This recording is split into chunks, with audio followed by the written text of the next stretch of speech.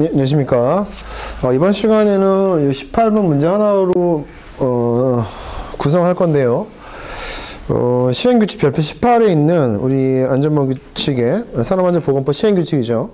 별표 18에 보시 유해인자의 유해성, 위험성 분류기준인데 얘가 객관식, 주관식 때 항상 나오는데 객관식에서 거의 하나도 안 빠지고 매해 나옵니다. 근데 출제 포인트를 잠깐 보시면요. 18번 문제 잠깐 볼게요.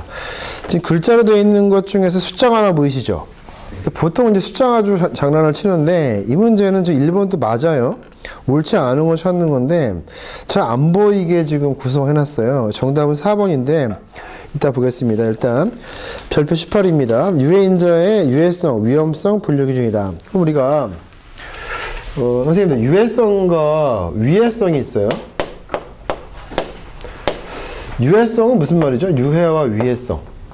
유해성은 물질 자체의 성질이 해가 있다는 거죠. 유해. 물질 자체의 성질입니다. 위해성은 뭐야? 사람한테 해를 끼친다. 그러면 유해성은 무슨 말이야? 이 물질 자체의 성질이에요. 물질. 그러니까 물질은 유해하고 사람한테 해를 끼치면 위해하답니다. 다시 한번. 물질은 유해해서 사람한테 해를 끼치니까 위해한 거죠. 그래서 이 제목이 뭐야? 유해성, 위험성, 분류 기준입니다. 시행규칙 별표 18에 있습니다. 어디에 있다고요? 시행규칙 별표 18. 해마다 한 번도 안 빠지고 나옵니다. 다시 한번 유해성, 위험성, 분류 기준 시행규칙 별표 18입니다. 첫 번째 1 돼 있죠. 화학물질의 분류 기준. 같이 한번 읽어볼게요. 과목이 뭐라고 돼 있어요? 물리적 위험성 분류 기준. 넘겨볼게요. 나목에 뭐라고 되어 있죠? 건강 및 환경 유해성 분류 기준. 다시 한번 과목이 뭐라고? 물리적 위험성 분류 기준이고 나목은요. 건강 및 환경 유해성 분류 기준입니다. 그 다음에 2호 보죠. 지금 크게 보니까 1호가 아까 뭐였어요? 1호가 화학 물질의 분류 기준이고요. 그 다음에 2호가 물리적 인자의 분류 기준. 특히 시험에서 화학적 인자, 그 다음에 물리적 인자. 이 구별을 좀 하셔야 됩니다. 구별을. 물리적 인자. 다시 해봐. 물리적 인자. 보통 물리적 인자 하면 여러 가지 이제 질문을 하는데요. 거기 보니까 나와 있는 게 뭐야? 소음, 진동, 방사선입니다. 소음, 진동, 방사선입니다. 다시 한번 소음, 진동, 방사선. 그 다음에 이상 기압. 무슨 말이야? 고기압, 저기압이죠? 이상 기온이니까 무슨 말이야? 너무 춥거나 너무 더운 거죠? 그래서 이상입니다. 이상은 기압이 있고 이상 기온이 있다. 근데 우리가 시험에서 테마가 얘죠. 물리적 인자하면 소음, 진동, 방사선. 얘 테마를 가지고 이 과목에도 나오지만은 법에서도 상당히 많이 이쪽 파트를 물어요. 근데 우리가 많이 관심 갖는 게 뭐야? 이게 바로 물리적 인자다. 이건 화학적 인자 아닙니다. 특히 방사선을 가지고 화학적 인자를 아시는 분들이 많으세요. 그래서 여기 한 시리즈니까 물리적 인자 3종 세트가 뭐라고? 소음, 진동, 방사선. 한 번 더 합니다. 물리적 인자 3종 세트가 뭐야? 소음, 진동, 방사선. 한 번 더 할게요. 물리적 인자 3종 세트. 소음, 진동, 방사선. 한 번 더 갑니다. 방사선은요. 전리 방사선이 있고 비전리 방사선이 있죠. 선생님들, 전리 방사선과 비전리가 있는데 이 전리가 무슨 말일까요? 전리. 이온을 쪼갠다. 세포를 쪼개는 거야. 내가 만약에 이렇게 쐈을 때 세포가 갈라져. 분열돼. 그럼 누가 위험할까? 전리가 비전리 중에서. 얘가 위험한 거야. 그래서 관심사가 이거죠. 전리 방사선. 혹시 아는 종류가 있어요? X선, 또 알파. 그 알파벳 되어 있는 거 있죠. 알파, 베타, 감마, X 이런 것들이죠. 중성자 같은 거. 배운 적 있죠?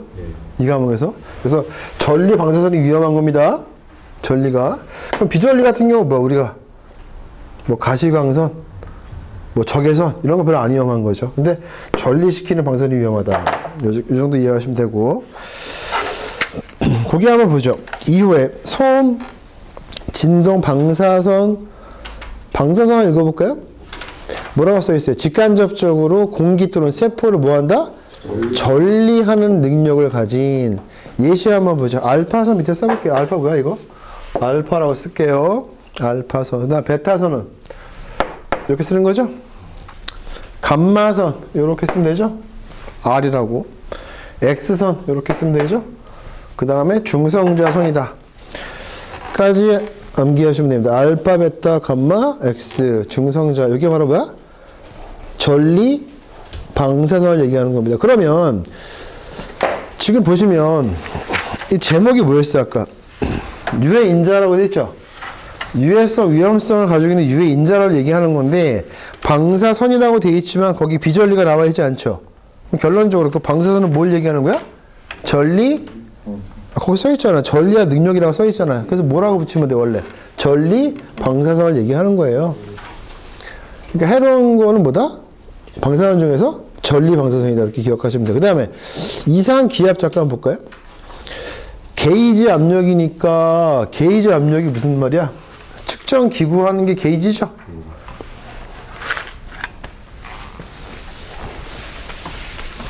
실제 압력이야? 대기 압력이야? 압이라는 건 대기압을 얘기하는 거잖아. 그러니까 게이지상의 측정 기구상의 압력입니다. 이상기압은 대기 압력이 아니에요. 우리가 늘 생활하는 게 대기권에서 생활하고 있잖아, 공기 중에. 근데 이건 게이지입니다, 게이지. 측정 도구 압력이 이렇게 됐죠. 게이지 압력이 그 다음에 뭐야? 제곱 센티미터니까 어떻게 쓰죠? 이렇게 쓰는 거네?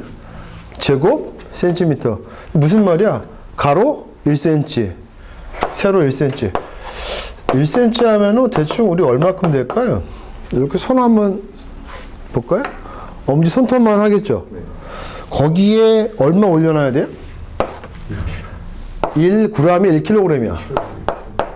1kg 되게 많지 않나요? 1kg. 1000g짜리죠, 1000g. 돼지고기 한 근이 몇 g이에요? 600g? 돼지고기 한 근 사본 적 있죠? 무겁지 않아요?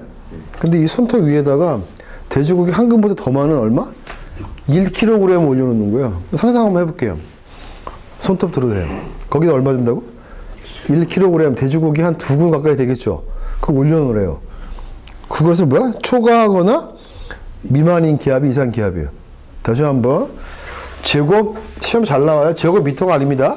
제곱 센티미터입니다. 함정 뭘로 판다고? 제곱 미터로 잘 파요. 그러니까 손톱이 뭐야? 제곱 센티미터죠? 1kg 초과 또는 미만인 기압, 이상 기압이다. 됐고, 그 다음에 진동 또 볼까요? 진동, 차감기. 차감기가 무슨 말이야? 바위 뚫는 기계. 손방치 등의 공구를 사용하면서 발생되는 백납병, 레이너 현상, 말초 순환장애 등의 국소 진동. 밑줄 한번, 거기 슬래시 한번 가볼게요. 그럼 진동의 종류가 두 가지가 나오네요. 국소 진동이 있고, 그 다음 또 차량 등을 이용함으로써 발생되는 관절통, 디스크 소화 장애 등의 전신 진동이 있다. 그러면 진동의 종류가 뭐가 있다? 국소 진동과 전신 진동. 시험에서 국소 진동은 주로 어디를 얘기하는 거야? 어디가 진동을 많이 느끼는 거야? 국소적으로. 신체 어디? 손이죠. 차가운기 할 때 바위 뚫는 거 할 때 막 움직이죠. 그 손 관절하고 손목이 좀 나가겠죠. 그래서 생기는 증상이 뭐래? 백납병. 레이너 증후군이 뭐야? 손 떠는 거죠. 네. 말초순환 장애. 이게 뭐라고? 국소 진동이 있고, 그 손이야, 손. 국소는 주로 손. 그죠? 그 다음에, 우리가 보통 운전 많이 하시는 분들 중에 차량 왜, 좋은 차가 왜 좋은 거야? 스무스하다? 그 밑에 뭐가 있나요? 묵직하게 나간다? 근데 이제 보통 밑에 그 트럭 같은 경우는 좀 옛날 트럭 같은 경우는 허리 아프지 않나요? 비포장 다니고 뭐 그러니까 허리 다 나가죠. 이렇게 보시니까 몸 전체가 안 좋은 거야. 관절통, 디스크, 소화장애. 보통 이제 운전 많이 하시는 분들이 이제 허리 아프고 무릎 아프고 소화 안 되죠. 이게 뭐라고? 전신 진동의 증상이야. 그래서 좀 잘 나오는 게 레이노 증후군이 아까 뭐였어요? 손 떠는 거죠. 레이노 증후군은 전신 진동의 증상이다 하면 틀려 맞아. 틀려요. 그 뭐야? 국소 진동의 증상입니다. 이거 구별하셔야 됩니다. 그럼 출제 포인트는 뭐야? 국소 진동과 전신 진동을 바꿔서 출제할 수 있어요. 출제할 수 있어요. 그 다음 소음의 기준이 얼마냐? 소음성 난청. 난청 앞에 뭐가 써 있다고? 소음성 난청입니다. 그러면 소음성 난청은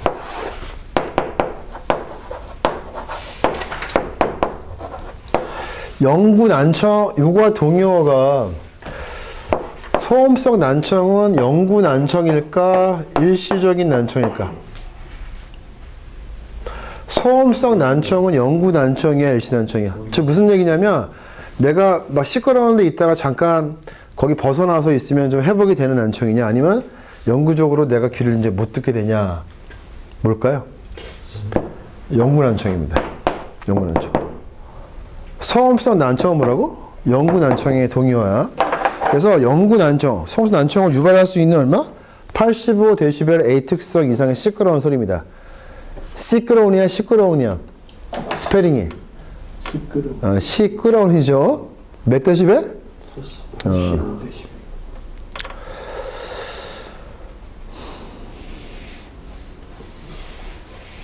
이 학번 중에 8호 학번 80년대 학번이 80년대 학번이신가요? 네, 80. 진짜요? 그럼 8호 학번은 한참 후배시겠네.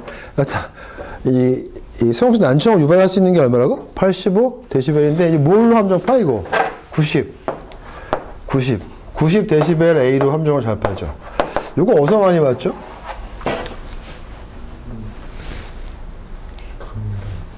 소음 작업의 종류가 세 가지가 있죠. 해봐. 소음 작업, 강렬한 소음 작업. 강렬한 소음 작업이 여기서부터죠. 90dB 몇 시간?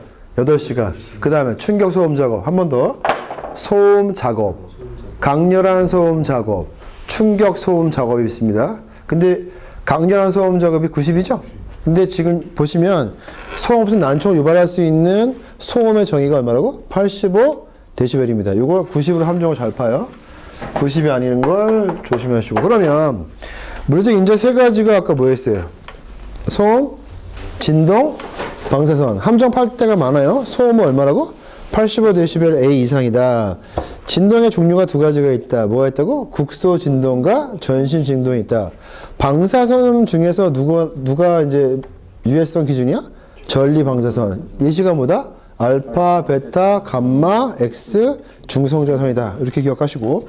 이상 기압은 손톱 위에다 얼마 올려놨다고? 1kg. 손톱을 뭘로 예시 들었어? 제곱 센티미터당. 대기 압력이야? 게이지 압력이야? 게이지 압력이다. 이걸 기억하셔야 됩니다. 그 다음 이상견 읽어볼게요. 고열, 한랭, 다습으로 인해서 열사병, 동상, 피부 질환 등을 일으킬 수 있는 경우이다. 그 다음에 3호 보겠습니다. 3호. 생물학적 인자의 분류 기준. 생물학적 인자의 분류 기준은 보니까 과목이 뭐야? 혈액 매개 감염인자. 그 다음에 나목이 뭐야? 공기 매개 감염인자다. 그래서 혈액과 공기. 그 다음에 다목이 뭐야? 곤충 및 동물 매개다. 세 가지입니다. 혈액 매개, 공기 매개, 곤충, 동물 매개다. 다시 한번 외워볼게요. 생물학적 인자가 뭐라고? 혈액 매개, 공기 매개. 공기가 무슨 말이야? 뭐 이렇게 비말이나 침이죠? 비말이 침이지, 침. 공기 또는 비말이니까 공기 매개. 혈액이냐, 공기냐, 곤충이냐. 이거죠. 보겠습니다. 혈액 매개가 뭐 있어요? 인간 면역 결핍 바이러스. 에이즈인가요, 이게? AIDS라고 써볼게요. 에이즈. 그 다음에 B형, C형 간염 바이러스인데, 우리가 그 A형 간염 바이러스는 안 나오네요? 선생님들 간염의 종류가 뭐가 있어요? 간염의 종류가. A형 간염도 있죠? A형 간염은 뭘로 주로 감염되죠? 여기 식품이에요, 식품. 물. A형 간염은요, 혈액이 아닙니다. 얘는 주로 식품이나 물이죠. 물이기 때문에 얘는 혈액이 아닙니다. 그 다음에 매독 바이러스도 이제 성병이죠. 그래서 혈액을 매개로 다른 사람에게 전염되어서 질병 유발하는 인자다. 친구야, 그 A형 간염 바이러스 한번 확인해봐. 내가 알기로 식품을 맞는 것 같은데. 그래서 혈액 매개는 B형과 C형만 들어갑니다. 그 다음에 나무개 보니까 공기 매개 감염자인데, 공기를 통해서, 공기나 빗말이니까 침이죠. 호흡기 통해서 전염되는 인자다. 예시를 기억해봐요. 결핵, 수두, 홍역이죠. 다시 한번 결핵이 막 이렇게 폐결핵이라고 막 기침하는 거 기억할 수 있죠.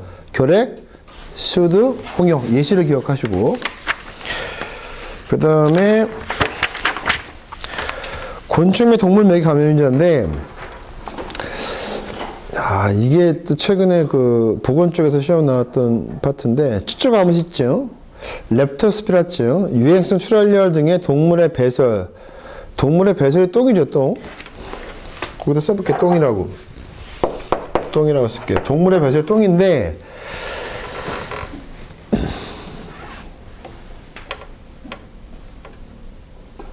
이거 어떻게 한게 동물의 배설 똥이죠. 최근에 보면은 맞아? A형 간염 식품과 물 맞습니다. 맞지? 이게 맞아요. 그래서 B형과 C형 간염만 혈액이고요. 우리가 옛날에 래퍼 하면 기억나는 사람이 누가 있어요? 서태지가 래퍼였죠? 선생님은 래퍼 하면 누가 기억나세요? 선생님, 랩하면요. 선생님은? 네. 혹시 MC 스나이퍼 모르시나요? 저만 아는 가수인가? MC 스나이퍼. 그 MC 스나이퍼라고 저기 이 사람하고 친한 건 아닌데 제가 좋아하는 그 래퍼인데 MC 스나이퍼. 이 유튜브에 보면 이분이 인생이 있어요, 인생. 제목이 인생이거든요. 그거 4분짜리 인생 이야기라고 있는데 그 랩을 들으면 너무 막 감동적이에요. 이거 수업 끝나고 유튜브에서 MC 스나이퍼 인생 딱 치셔가지고 한번 들어보세요. 그러면 젊은 사람이고 나이 드신 분들이고 되게 공감 가는 게 되게 많아요. 그래서 저 이제 가끔 책 쓰다가 머리 아플 때 듣는 게 MC 스나이퍼인데 가슴이 뭉클해요. 특히 남자분들 이렇게 인생 이야기 비슷한데 여하튼 그래서 동물의 배설이 똥이잖아요. 그래서 요새 랩하는 거 보면 잘 알아들을 수가 없죠. 그래서 유행하는 랩을 보면 이게 뭐 거의 가사가 무슨 배설 수준이구나 쯔쯔해서 유행 랩 쯔쯔 해봐. 유행 랩 쯔쯔 이렇게 한 개 하시면 돼요. 똥 같구나. 유행하는 랩이 쯔쯔 무슨 배설 같구나 똥 같구나 이렇게 해오시고요. 그 다음에 가축 또는 야생 동물로부터 사람에게 감염되는 인자까지 밑으로 한번 쳐보세요. 그게 무슨 말이야? 가축하고 사람하고 같이 걸리는 게 뭐야? 사람 인자 써가지고 그 다음에 동물 숫자 써가지고 짐승 숫자. 인수 공통 감염병이죠? 그래서 인수 공통은 뭐였어요? 브루셀라하고 탄저병이 대표적인 예시거든요. 그래서 인수 공통 부탄입니다. 부탄. 우리가 그 부탄가스를 제가 마셔본 적 없지만 부탄가스 마시면 사람이 뭐처럼 바뀌어요? 그렇죠. 미치거나 짐승처럼 해서 인수공통이 뭐야? 사람이 짐승같이 변화할 때 뭐가 필요해? 부탄가스에서 부탄하면 돼. 부탄. 다시 한번 유행하는 랩 쯔쯔 똥입니다. 이렇게 암기하시고 인수공통 감염병 뭐야? 부탄, 브루셀라, 탄저 이렇게 암기하시면 안 까먹습니다. 여기까지 했고 나머지 이제 우리 뭐 할 거냐면 선생님들과 저하고 읽을 게 이제 뭐냐면 화학적 인자입니다. 우리 지금 뭐 했어요? 생물학적 인자가 뭐가 있다? 혈액 매개, 공기 매개, 곤충 동물 매개 했어요. 그 다음에 물리적 인자 3종 세트가 뭐였어요? 소음, 진동, 방사선, 이상, 기압, 이상 기온 까지 했죠? 거기까지 안 기할 수 있겠죠? 인수공통 뭐라고? 부탄. 유행에는 랩은 찌찌똥이구나. 이렇게 기억하시고. 수업 끝나고 MC 스나이퍼 인생을 한번 들어보십시오. 제가 좋아하는 그 래퍼인데 노래 가사가 너무 예뻐요. 이제 마무리하고 이제 화학적 인자만 좀 보겠습니다. 최근에 문제가 되게 유치해서 선생님부터 3개씩만 읽어주실래요? 첫 번째 폭발성 물질. 폭발성 물질. 폭발성 물질. 네. 자체의 화학 반응에 따라 주위 환경에 손상을 줄 수 있는 정도의 온도, 압력, 속도를 가진 가스를 발생시키는 고체, 액체 또는 혼합물. 2. 인화성 가스 20도 시 표준 압력 101.3kPa에서 공기와 혼합하여 인화되는 범위에 있는 밑줄 한번 쳐볼게요. 인화 밑줄 쳐볼게요. 인화. 그 다음 54도씨 이하 공기 중에서 자연 발화 이렇게 되죠. 그러면 인화성 가스가 지금 인화라는 말 있죠. 인화.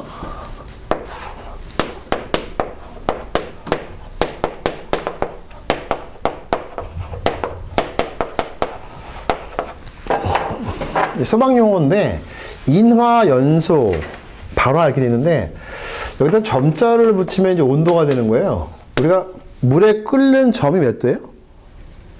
100도. 어는 점은요? 0도잖아요. 점자가 온도거든요. 그러면 어떤 물질의 인화점, 연소점, 발화점이라고 보통 얘기할 때 누가 가장 높을까요? 생각을 한번 해볼게요. 인화는 처음 불이 붙기 시작하는 거거든요. 불이 붙기 시작하는 온도를 인화점이라고 하는 거예요. 스타트. 불이 이제 스타트 하는 거고. 연소는 무슨 말이야? 꾸준히 계속해서 꺼지지 않고 타는 거죠. 영어로 continue 이렇게 생각하면 되고요. 발화는 무슨 말이냐? 내가 성냥불을 갖다 대지 않아도 지가 알아서 불이 붙는 거야. 셀프. 그럼 누가 가장 높은 온도이길래 위험할까요? 발화점이죠. 성냥불을 갖다 대지 않아도 불이 붙어요. 너무 온도 높으니까. 가장 낮은 게 누구죠? 인화점. 불이 붙을 수는 있어요. 근데 금방 꺼질 수가 있죠. 더 높여줘야지 계속해서 불이 나겠죠. 장작 같은 거 처음에 할 때 성냥불 갖다 대면 그게 불이 붙어요? 안 붙어요. 어떻게 계속 불을 제공해야지 불이 붙겠죠. 어느 순간에. 그래서 순서대로 보면 누가 온도가 제일 낮을까? 그렇죠. 인화점이고 그 다음에 연소점, 그 다음에 발화점의 순서로 온도가 높아요. 암기법. 인연, 빨 순서로 온도가 높습니다. 여기 하나 기억할 것이고 무슨 빨? 선생님하고 저희하고 만나는 것도 인연빨이죠. 온도 높아야 돼 얘가. 근데 인화가 뭐 한다고? 불이 붙기 시작할 수 있는 거잖아. 그래서 맨날 인화물질 하잖아. 인화물질이 뭔데? 라이터나 성냥 아니야. 그죠? 연소물질이라고 안 하잖아. 인화물질. 불이 시작하는 물질. 그 말인데 그러면 인화성 가스는 몇 도씨? 20도씨 표준압력에서 공기 혼합해서 인화되는 범위에 있는 가스래요. 그 인화되는 범위에 있는 가스가 인화성 가스고 그 다음에 자연 발화가 지가 스스로 불이 붙는 거죠. 몇 도씨? 54도씨 이하 공기 중에서 자연 발화하는 가스다. 이게 인화성 가스 정의고요. 넘겨볼게요. 그냥 선생님 계속해서 읽으세요. 세 개씩. 인화성 액체? 인화성 액체 표준 압력 101.3kPa에서 인화점이 93도씨 이하인 액체. 그러면 아까 인화라는 게 무슨 말? 불이 붙기 시작하는 거죠? 인화성 액체 온도가 높네요. 93도. 그러면 인화성 액체하고 인화성 가스하고 아까 온도가 누가 낮아요? 그러면 낮은 온도에서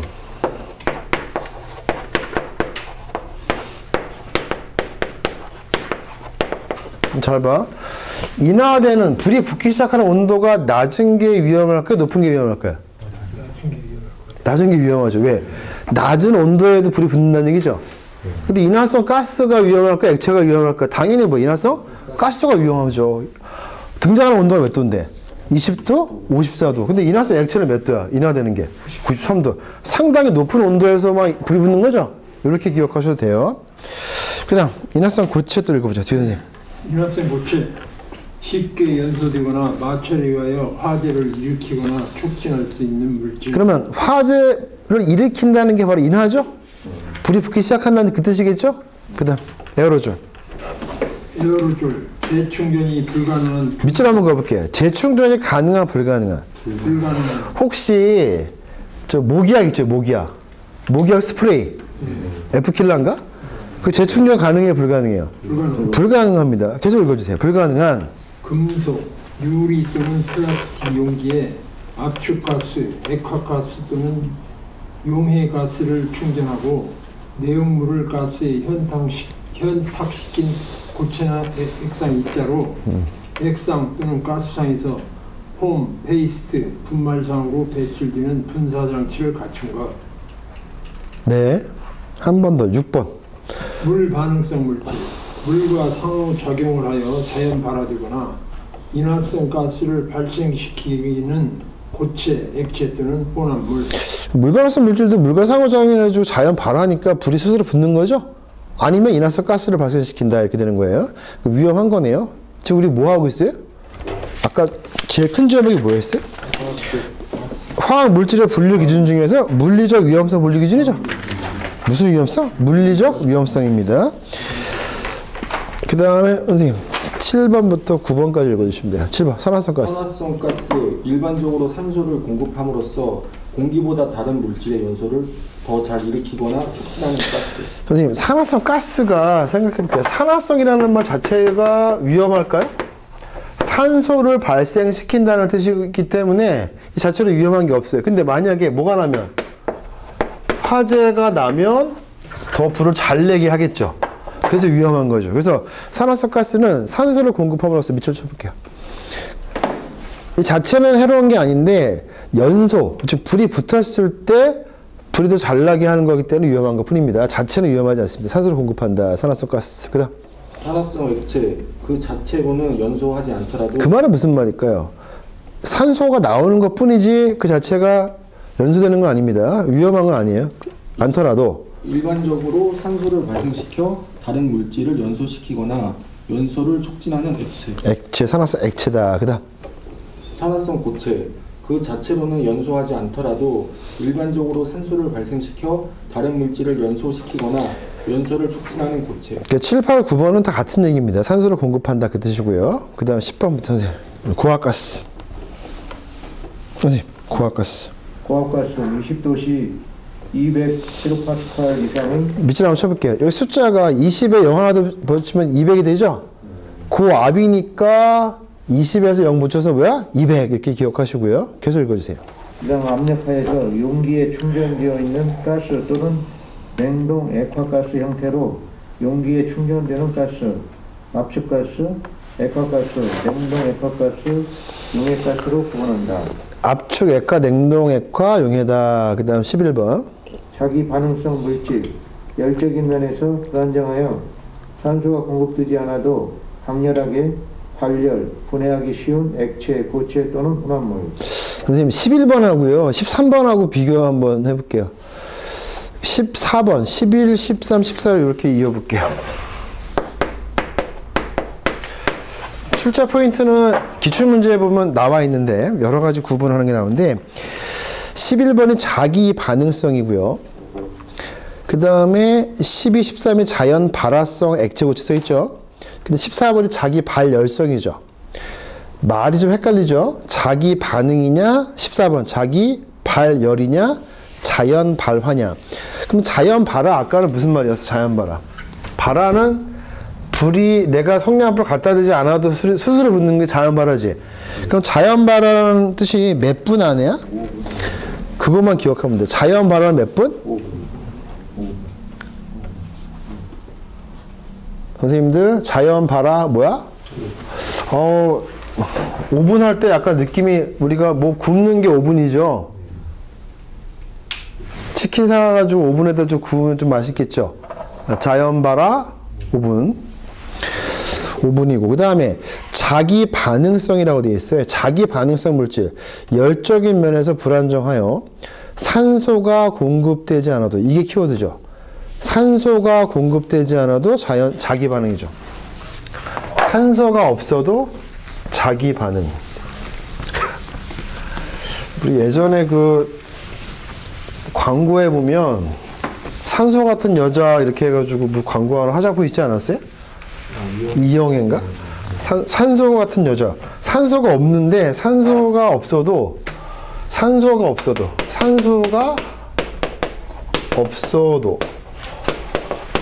자기 반응.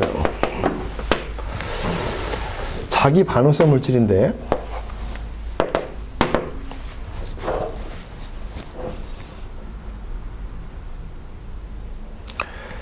대표적인 예시가 뭐가 있죠?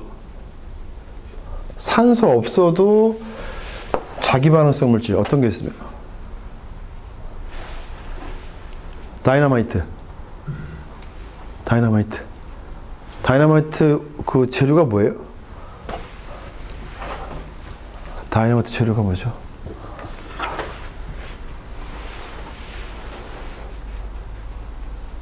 TNT라고 들어봤어요? TNT? 네, 또 모르겠다. TNT, 다이너마이트가 땅속에서 폭발이 되나 안 되나요? 땅속에 묻어놔도 땅속에 산소가 별로 없잖아요. 근데도 폭발이 일어나요. 뭐가 없어도 돼? 산소가 없어도 폭발이 발생하는 게 다이너마이트죠? 이게 자기 반응성이에요. 자기 반응성 물질, 산소가 공급되지 않아도 해봐. 자기가 없어도 돼. 자기 반응성. 산소가 공급되지 않아도 이렇게 되고요. 그 다음에 자기 발열성은 무슨 말이야?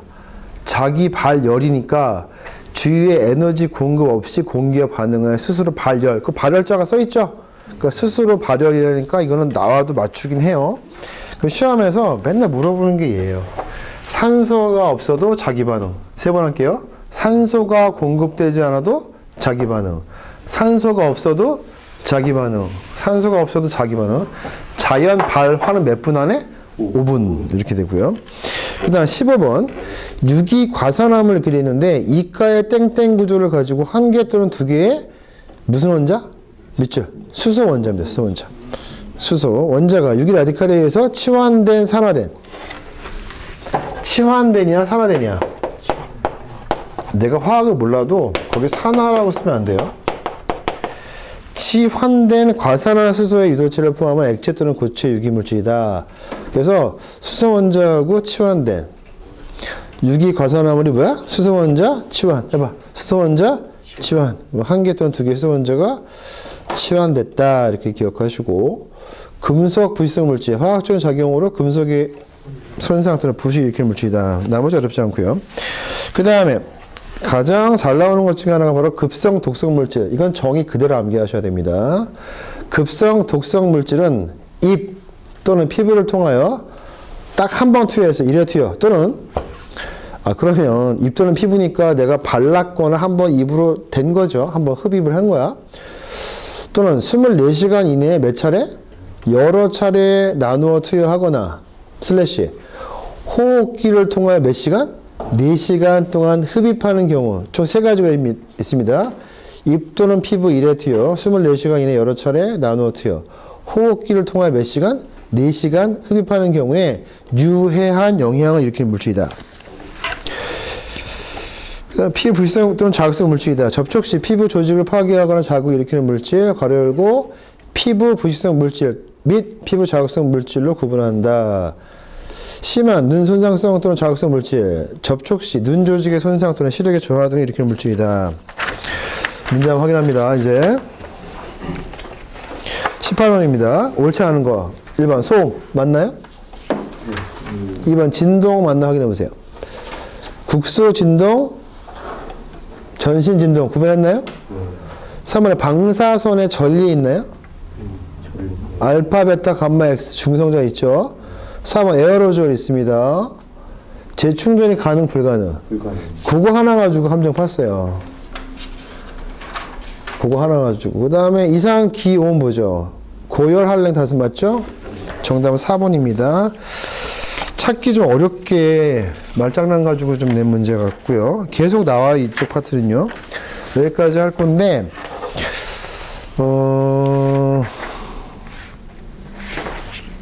지금 우리가 별표 하나 가지고 이렇게 공부를 해봤는데, 얘를 공부를 많이 했다고 해도 기출문제 지금까지 나온 거 보면 되게 함정을 잘 파요.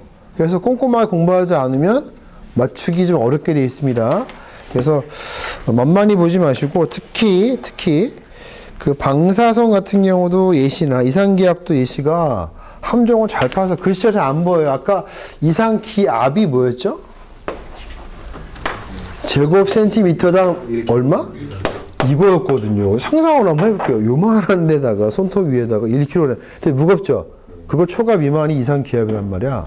이런 식으로 해서 함정 많이 파니까 꼼꼼하게 좀 보셨으면 좋겠습니다. 네, 고생했습니다.